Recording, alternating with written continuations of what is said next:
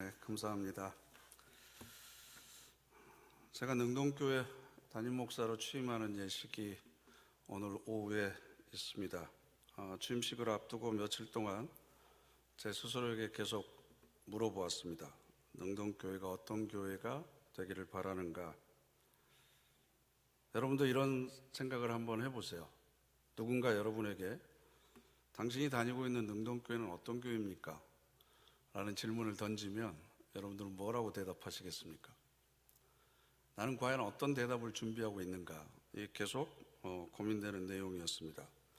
우리가 지금까지 고린도전서 13장을 중심으로 기독교 신앙의 핵심이라고 할 수 있는 사랑이 표현되는 여러 가지 태도에 관해서 살펴보았습니다. 2022년도 교회 표가 하나님의 성품과 그리스도의 인격을 닮은 교회입니다. 성품과 인격이 내적인 변화라고 하면 이 성품과 인격은 반드시 외적인 변화를 일으킵니다. 그래서 우리의 태도를 바꿉니다. 외형적인 성장이나 성과, 업적이 중요한 게 아니라 우리 존재의 변화, 이게 저는 신앙생활에 있어서 굉장히 중요하다고 생각합니다. 그리스도의 몸인 교회는 생명체입니다. 그래서 이 몸이 건강하면 자연스럽게 성장할 수밖에 없습니다. 몸이 병들어 있으면 성장하지 않습니다. 병들어 있음에도 불구하고 성장시키려고 과도하게 영양제를 주입하거나 성장 촉진제 주사를 놓게 되면 그 몸은 더욱더 불완전하게 됩니다. 그래서 오늘은 취임식도 있는 날이기 때문에 사랑에 관한 설교를 잠깐 멈추고 제가 지향하는 목회, 즉 하나님의 성품과 인격이 태도를 통해서 나타나는데 그 태도는 어떤 태도를 말하는가 함께 생각해 보려고 합니다. 교회는 건물이 아닙니다. 예수를 그리스도로 고백하는 사람들의 모임입니다. 그러면 교회가 아름답기 위해서는 건물이 아름답거나 시설이 아름다운 것이 아니라 그 교회를 이루고 있는, 즉 몸을 이루고 있는 성도들 한 사람 한 사람이 전부 다 아름다워야 됩니다. 제가 부임을 하고 나서 벌써 2달이 되었는데요. 어떤 집사님이 저에게 그런 얘기를 했습니다. 이번에 새로 오실 목사님은 젊고 잘생겼으면 했는데, 사실 방금 웃으신 여러분들이 더 사실은 걱정됩니다. 성도들 한 사람 한 사람이 아름다워야 교회가 아름다워진다고 했는데, 여기서 말하는 이 아름다움은 다행히도 외모를 말하는 것은 아닙니다. 여러분들 안심하셔도 됩니다. 그러면 신앙적인 차원에서 우리가 태도를 통해서 드러나야 될, 즉 우리의 성품과 인격이 자연스럽게 드러나야 될 이 아름다움이라고 하는 것의 실체는 무엇일까? 이번 주 수요일이 성회 수요일입니다. 사순절 40일이 시작됩니다. 그런데 이 40일을 셀 때 주일은 뺍니다. 그러니까 6주에 걸쳐서 사순절 기간인데 주일을 빼니까 수요일부터 사순절이 시작합니다. 성회 수요일, 거룩한 모임이라고도 하지만 제의 수요일, 유대인들이 죄를 뒤집어 쓰거나 아니면 죄를 이마에 바르고 하나님 앞에서 회개하는 것을 통해서 사순절이 시작됐습니다. 그리고 마지막 주간이 종료주일을 지나고 나면 고난주간이 시작됩니다. 그 고난주간에 기독교인들이 부르는 찬송 가운데 보혈찬송이라고 부르는 찬송들이 몇 가지가 있습니다. 그 중에 하나가 바로 144장입니다. 예수 나를 위하여 십자가를 질 때, 그 찬송 여러분들 다 아실 겁니다. 그런데 제가 이 찬송을 부를 때마다 의문이 들었던 가사는 4절입니다. 아름답다 예수여 나의 좋은 친구, 예수 공로 아니면 영원 형벌 받네. 십자가에 달린 예수 그리스도를 아름답다라고 표현을 합니다. 우리 기독교인들이 가장 많이 봤을 멜 깁슨 감독의 패션 오브 크라이스트라고 하는 영화를 보면 십자가의 예수 그리스도가 고난을 받는 과정을 현실적으로 구체적으로 굉장히 잘 묘사를 해놨습니다. 그래서 포스터부터 채찍을 맞고 십자가를 지고 올라가시는 장면뿐만 아니라 십자가에서 손과 못이 박히고 옆구리에 창이 찔리는 장면을 가까이 클로즈업한 사진을 보여드릴 수가 없어서 이렇게 멀리서 찍은 사진을 보여드리고 있습니다. 굉장히 끔찍하고 잔인하기 때문에 웬만한 담력을 가진 사람이 아니고서는 처음부터 끝까지 그것을 보기가 굉장히 힘듭니다. 물론 십자가에 달리신 예수 그리스도의 죽음의 의미, 즉 많은 사람들을 구원하기 위해서 자신을 대속물로 주시고 하나님의 뜻을 이루기 위한 어린 양이 되셨다, 그 의미를 생각하면 아름답다라고 이야기는 할 수 있지만 실질적으로 십자가는 아름답다는 표현이 전혀 어울리지 않습니다.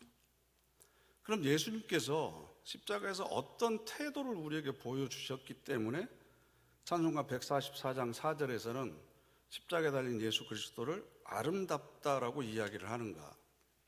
그래서 우리 능동교회 모든 교우들이 이번 사순절 기간 동안에 왜 십자가에 달리신 예수 그리스도를 아름답다고 그러는가? 우리가 배워야 될 그 아름다움의 실체가 무엇인가를 묵상하면서 보내는 그런 사순절이 되었으면 좋겠습니다. 우리말 아름다움에는요, 세 가지의 의미가 있는데, 아름다움은 아름 더하기 다움, 이 두 가지의 글자가 합성이 된 겁니다. 그런데 첫 번째 아름은 알다의 명사형인 알미입니다. 아름하다 그러잖아요. 알까 말까 하다. 알미입니다. 거기에 답다, 즉 어울리다, 걸맞다 라는 뜻의 다움이 붙여진 글자입니다.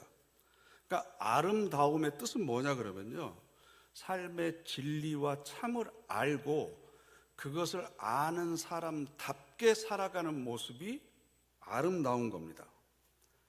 안다고 해서 끝나는 것이 아니라 자기가 알고 있는 것을 살아내는 모습이 아름답다는 거죠. 지행합의를 생각하시면 됩니다. 그래서 아름다움의 반대말은 추함이 아닙니다. 알면서도 그것을 제대로 살지 못하는 사람. 그래서 옛말에 안고수비라고 하는 말이 있습니다. 눈은 높은데 손은 비루하다라는 뜻입니다. 안목은 있는데, 아는 것은 많은데, 이상은 높은데 실천은 전혀 되지 않고 있는 거죠. 여러분, 제 머릿속에 아무리 아름다운 악상이 떠오른다고 하더라도 손으로 오선지 위에다가 악보를 그리지 못하면 저는 위대한 작곡가가 아닙니다. 아무리 아름다운 시상이 떠오른다고 하더라도 원고지에 그걸 글자, 문자로 옮겨야만 시인이 되는 거죠. 아무리 아름다운 풍경을 머릿속에 가지고 있어도 캔버스 위에 붓과 물감을 통해서 그것을 그려내야만 그 사람이 실력 있는 사람이 되는 겁니다. 여러분, 좋은 생각을 한다고 그 사람이 좋은 사람입니까? 선한 의도를 가지고 있다고 해서 그 사람이 선한 사람이 되는 겁니까? 위대한 지식을 가지고 있다고 해서 그 사람이 위대한 사람이 되는 겁니까? 아닙니다. 살아내야 됩니다. 알고 있는 만큼, 안목이 높은 만큼 내 손이 그것을 실천할 수 있어야 됩니다. 그래서 손이 눈 높이까지 올라가 있는 사람, 그걸 뭐라 그러는 줄 아세요? 그 사람이 고수예요, 고수. 안고, 눈 높이만큼, 보는 만큼, 생각하는 만큼, 아는 만큼 직접 그것을 구체화하고 실현할 수 있는 사람이 고수입니다. 그 반대말 하수의 의미는 설명하지 않아도 알 겁니다. 왜 교회에 갈등이 있는지, 그 이유는 서로 사랑해야 되는지 우리는 알고 있습니다. 용서해야 되는 것도 알고 있습니다. 내가 먼저 낮아지고 내가 먼저 겸손해야 되는 것도 알고는 있습니다. 그런데 그것을 살아내는 사람은 없습니다. 더 심각한 건 뭔지 아세요? 위대한 진리를 알고 있다고 해서 자기가 위대한 사람인 것처럼 착각하는 사람들로 가득 차 있다는 겁니다. 그래서 그런 사람의 눈으로 보면 모든 사람이 다 문제입니다. 자기만 괜찮고. 아름답지 않습니다. 진리를 말하는 사람들은 많습니다. 여러분, 유대교의 지혜를 모아놓은 탈무드의 분량은요 4톤 트럭으로 하나 정도가 됩니다. 불교의 경전 8만 대장경만을 생각해도 그 양이 엄청납니다. 유교의 경전들도 마찬가지입니다. 그런데 성경은 고작 이 한 권입니다. 진리의 양이 문제가 아니라 자기가 했던 말을 그대로 살아냈느냐가 중요합니다.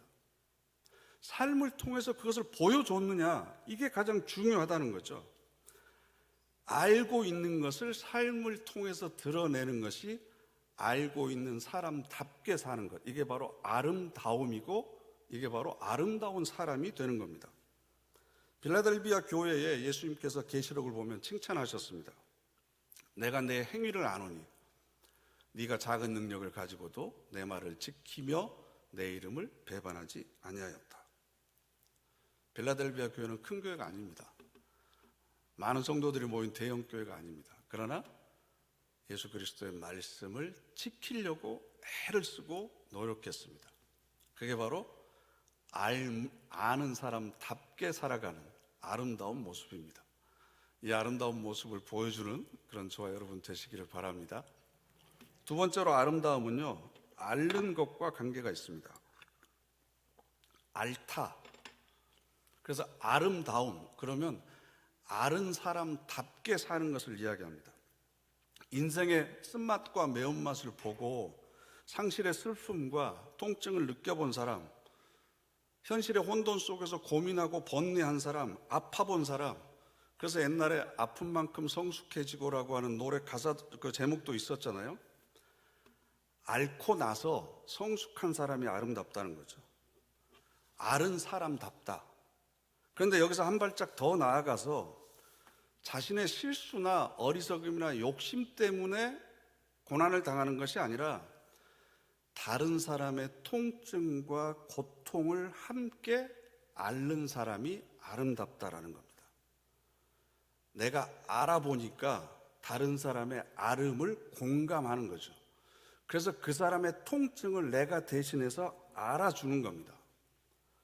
여러분, 모든 사람이 고난을 겪는다고 해서 다 성숙해지는 것은 아닙니다. 고난을 많이 겪다 보면 오히려 더 이기적이 되고 마음이 강팍해지고 속이 더 옹졸해지는 사람이 많습니다. 아름다움은 알아본 사람답게 다른 사람의 고통에 공감하고 타인의 고통을 대신해서 짊어질 수 있는 사람, 이 사람이 아름다움입니다. 그래서 예수님께서는 너무나 우리를 사랑하셨기 때문에 우리의 고통을 대신해서 십자가에서 앓으셨습니다. 사도 바울도 교회를 너무나 사랑했기 때문에 골로새서 1장 24절 말씀을 보면 너희를 위하여 받는 괴로움을 기뻐한다. 그리고 교회가 건강하고 온전하게 성장하기 위해서는 그리스도가 아직도 고난을 당해야 되는데 그 남아있는 고난이 있다면 내 육체에 채우겠다. 교회를 위해서 내가 대신 앓겠다라고 지금 이야기하고 있습니다. 뿐만 아니라 고린도후서 2장을 보면 고린도 교인들 때문에 마음의 눌림과 걱정과 눈물이 있습니다. 왜? 사랑하는 사람은 그 사람을 위해서 가슴 앓이를 하는 겁니다. 그래서 사랑은 앓는 겁니다. 사랑은 아픈 겁니다. 기쁨과 행복과 만족만 있는 사랑은 그건 사랑이 아닙니다. 이 상처를 통해서 통증이 있고 상처를 통한 통증은 반드시 새로운 생명을 낳게 됩니다. 그게 바로 사랑의 과정입니다. 그래서 엄마의 생살이 터지고 찢어지는 과정을 통해서 새로운 생명이 나오는 거잖아요. 그래서 어머니의 사랑이 위대합니다. 십자가에서 예수 그리스도께서 우리에게 보여주신 사랑은 아픈 겁니다. 예수님께서 십자가에 못 박히실 때 그 십자가는 저주의 형틀이었습니다. 험악한 십자가였습니다. 그런데 그 십자가에서 자기의 죄 때문에 돌아가신 것이 아니라 타인의 죄를 대신해서 짊어졌습니다. 우리가 받아야 될 고통을 본인이 받았습니다. 우리를 대신해서 그 십자가에서 앓았습니다. 통증을 고통과 권해의 차원으로 승화시킨 겁니다. 그래서 이제 그 저주의 형틀인 십자가가 우리에게는 흠모하는 십자가가 된 거죠. 그 험한 십자가가 아름다운 십자가가 된 겁니다. 그래서 오늘의 본문인 베드로전서 2장 말씀을 보면 부당하게 우리가 고난을 받을 때 있잖아요. 억울하죠. 왜 저 사람이 고통당해야 되는데 내가 고통을 지금 당하고 있지? 그러나 그것을 참으면 아름답다는 겁니다. 선을 행함으로 고난을 받고 참으면 이는 하나님 앞에서 아름답다. 여러분이 교회를 사랑하시면 교회를 대신해서 여러분이 앓는 것이 있어야 됩니다. 가슴 아픈 거 싫으니까 나는 그냥 교회 뒷자리에서 예배만 드리고 은혜 받고 그냥 오는 게 편해. 죄송하지만 개인적으로는 은혜 받을지 모르겠지만 그런 분은 교회를 사랑하지 않는 겁니다. 사랑하면 가슴앓이를 하게 되어 있습니다. 지금도 주님께서는 그의 몸된 교회를 위해서 지금 앓고 계십니다. 한 영혼이 상처받고 있는 것을 대신해서 지금 아파하고 계십니다. 성령께서 말할 수 없는 탄식으로 우리를 위해서 간구하고 계십니다. 한 영혼을 구원하기 위해서 그렇게 지금도 주님께서는 아파하고 계십니다. 그리고 그렇게 영혼의 진통을 함께 앓을 사람을 찾고 계십니다. 내가 그리스도를 사랑하고 하나님을 사랑한다면 그리스도의 고통과 그 아픔을 내가 대신 알아줄 수 있는, 그리고 교회를 위한 고통을 내가 대신 알아줄 수 있는 그 아름이 있는 사람이 바로 아름다운 사람입니다. 교회와 형제와 이웃을 위한 이 거룩한 통증이 우리 모두에게 있기를 바랍니다. 세 번째로 아름다움은요, 앉는 것과 관계되어 있습니다. 아름다움입니다. 특히 이 우리말 아름이라고 하는 건 두 팔을 벌려서 껴안을 수 있는 길이나 양을 이야기합니다. 그래서 한아름 그러잖아요. 그러니까 아름 뭐냐 그러면 나와 다른 사람들 또 안아주는 것이 아름답다라는 겁니다. 그래서 예수 그리스도께서는 십자가에서 예수님의 아름이 얼마나 큰지, 얼마나 많은 사람들을 안아줄 수 있는지를 우리에게 보여주셨습니다. 원수를 사랑하고 핍박하는 자를 위해서 기도하라 말씀만 하신 게 아니고 직접 십자가에서 그것을 보여주셨습니다. 자신을 죽이고 핍박하는 사람들까지 안아주셨습니다. 아버지여 저들을 사하여 주옵소서, 자기들이 하는 것을 알지 못함이니이다. 내가 부당한 고난을 지금 당하고 있지만 똑같은 방식으로 대응하지 않는 것이 이 복수의 악순환을 끊고 하나님의 구원을 이룬다는 것을 알았습니다. 그래서 타인의 인류를 위한 고통을 십자가에서 알았습니다. 그리고 자기를 죽이는 사람까지 그 품으로 안았습니다. 이 안음의 결과가 바로 저와 여러분들입니다. 그렇게 안아주셨기 때문에 우리가 지금 이 자리에 있는 겁니다. 그렇게 모든 사람들을 안아주는 것, 이 안음의 성경적인 용어가 바로 용납하는 겁니다. 용납하는 것. 나와 다른 사람, 차이 나는 사람도 받아들여주는 겁니다.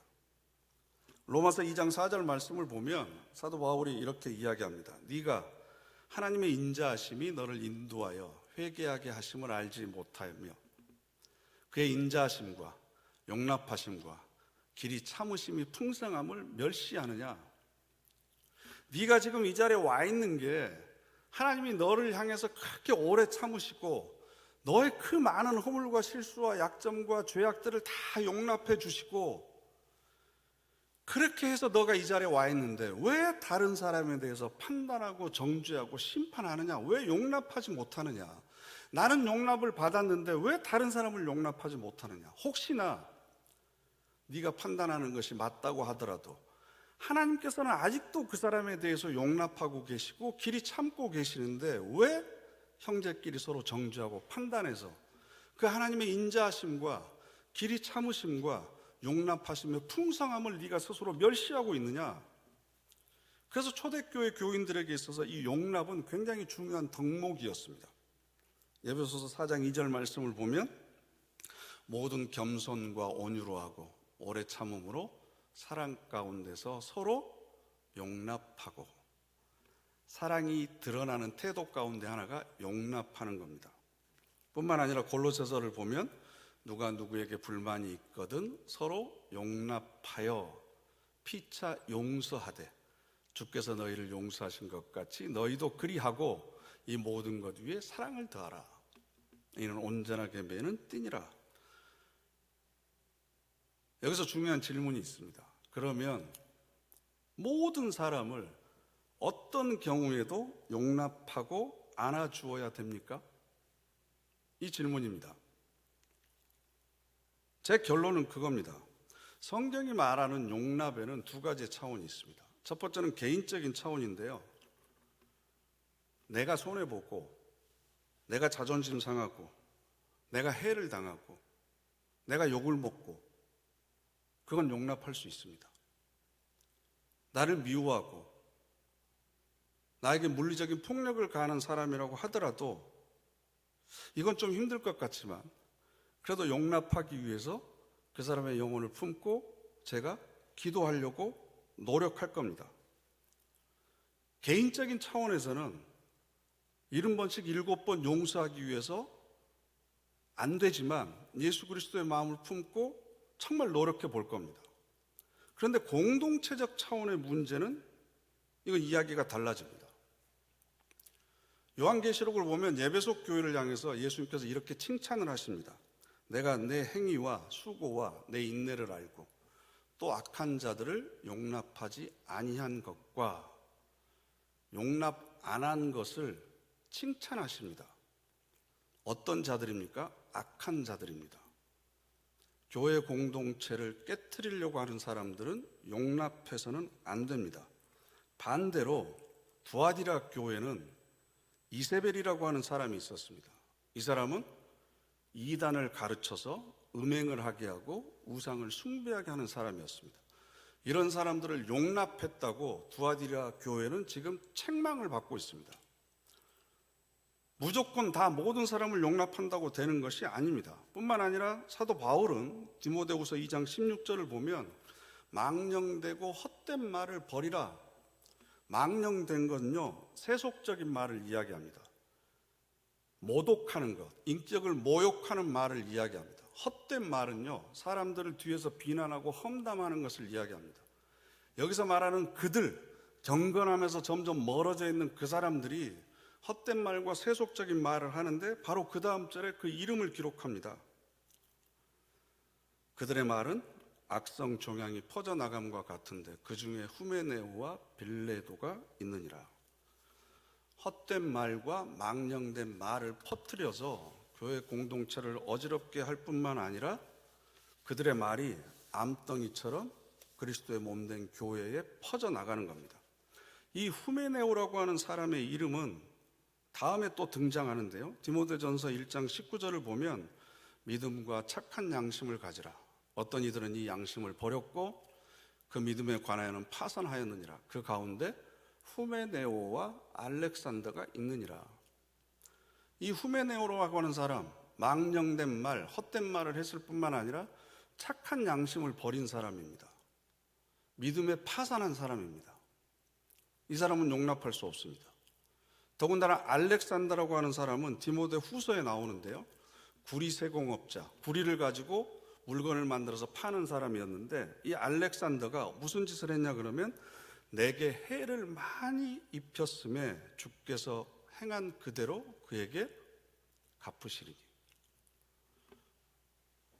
사도 바울이 목회를 하는 데 있어서 이 알렉산더라고 하는 사람이 많은 해를 끼쳤습니다. 얼마나 답답했으면 사도 바울이 나에게 했던 대로 하나님께서 그대로 갚아줬으면 좋겠다라고까지 이야기를 합니다. 여러분, 공동체를 깨트리는 악한 사람들, 즉 헛된 말과 망령된 말을 악성 종양처럼 퍼뜨리는 사람들, 믿음과 착한 양심을 버린 사람들, 용납돼서는 안 됩니다. 개인적인 차원에서는 용납할 수 있습니다. 그러나 공동체적인 차원에서 교회를 책임지고 있는 담임 목사의 입장에서는 용납할 수 없습니다. 그래서 우리가 용납, 즉 안기 위해서 많은 사람들을 안을 수 있는 아름다운 사람이 되기 위해서는요, 제대로 알아야 됩니다.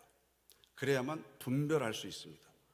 그래서 누구를 용납해야 될지 용납하지 말아야 될지를 분별할 수 있습니다.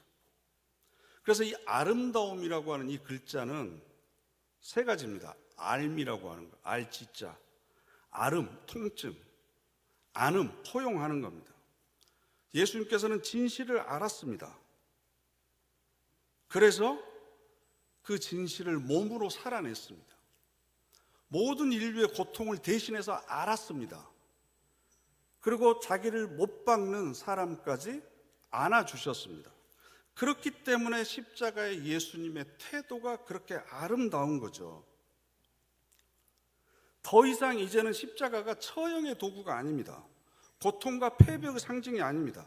인간이 이룰 수 있는 아름다움의 극치요 극한을 보여주는 상징이 되었습니다. 십자가를 볼 때마다 우리는 이 아름다움을 볼 수 있어야 됩니다. 그리고 그것이 우리가 추구해야 될 태도입니다. 우리들의 말과 행동을 통해서 그 아름다움이 드러나야 됩니다. 그런데 요즘 시대에는 이 아름다움이라고 하는 단어가 사어가 되어버렸습니다. 아름답다는 얘기를 별로 사용을 안 합니다. 대신 끝내준다, 죽인다, 섹시하다, 대박이다, 뭐 이런 이야기를 씁니다. 왜냐하면 우리가 경험하고 있는 아름다움이라고 하는 게 너무 피상적이라고 하는 걸 우리 양심이 알고 있거든요. 그러니까 아름다움이라고 하는 단어를 쉽게 못 붙이는 겁니다. 그리스도인은 이 십자가의 아름다움에 참여하는 사람들입니다. 초대교회를 보세요. 모든 물건들을 서로 통용했죠. 재산을 가지고 와서 사도들의 발 앞에 놓고 필요한 대로 가져가서 그것을 사용합니다. 이 아름다운 공동체를 이룰 수 있었던 비결이 뭐겠습니까? 신앙 안에서 하나님을 아버지로 고백하는 우리 모두가 한 형제고 한 가족이라고 하는 사실을 알았습니다. 그리고 그 형제가 앓고 있는 슬픔과 고통과 비애를 함께 알았습니다. 그리고 가난한 사람들, 소외받는 사람들을 형제로 안아줬습니다. 그래서 믿는 사람의 숫자가 날마다 더해간 겁니다. 자신들이 개, 돼지 취급했던 이방인들도 하나님의 자녀라고 하는 사실을 알았습니다. 그래서 천대받았던 이방인들의 서러움을 함께 알았습니다. 그리고 그 이방인들까지도 안아주었습니다. 이게 십자가의 아름다움에 우리가 동참하는 겁니다. 여러분, 우리 모두가 하나님을 아버지로 고백하는 형제, 자매요, 가족이라고 하는 사실을 알고 계십니까? 알고 있는 것에 합당한 태도를 지금 보이고 계십니까? 그러면 여러분들은 아름다운 사람입니다. 우리가 형제, 자매요, 한 가족이라고 하는 것을 알고 그 형제의 아픔과 슬픔과 그 어려움을 함께 앓고 대신 알아주는 사람이 아름다운 사람입니다. 우리가 서로 출신 배경도 다르고 생각하는 것도 다르고 삶의 환경도 다르고 정치적인 신념도 다르지만 이 모든 다름을 뛰어넘어서 우리 교우들을 안아준다면 우리가 바로 아름다운 사람들입니다. 그래서 찬송가 144장처럼 아름답다 예수여 뿐만 아니라 아름답다 능동교회여, 아름답다 성도들이여라고 하는 찬사를 우리가 받아야 됩니다. 그래서 제 질문에 대한 스스로의 대답은 이겁니다. 당신이 다니고 있는 교회는 어떤 교회입니까? 아름다운 교회입니다. 당신은 능동교회에 어떤 목회를 하고 싶습니까? 어떤 교회를 만들어가고 싶습니까? 아름다운 교회를 만들고 싶습니다. 그래서 누가 능동교회는 어떤 교회야? 여러분들에게 물어보면 우리 교회는 아름다운 사람들이 모여있는 아름다운 교회입니다.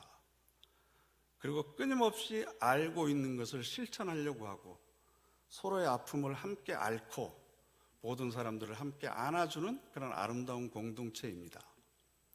이게 바로 하나님 앞에서 부끄럽지 않는 저와 여러분의 신앙의 고백이 되시기를 간절히 바랍니다. 기도하겠습니다. 이 시간 우리 다 같이 함께 합심해서 결단의 기도 드리겠습니다. 하나님, 그리스도의 몸된 능동교회가 아름다운 교회가 되기를 원합니다. 그러기 위해서 내가 먼저 아름다운 성도가 되기를 원합니다. 십자가에 달리신 예수 그리스도 그 아름다운 태도를 본받기를 원합니다. 하나님, 저에게 깨우치게 하시고 결단하게 하시고 살아낼 수 있는 믿음을 허락하여 주시옵소서. 우리 다 같이 결단의 기도 함께 드리겠습니다.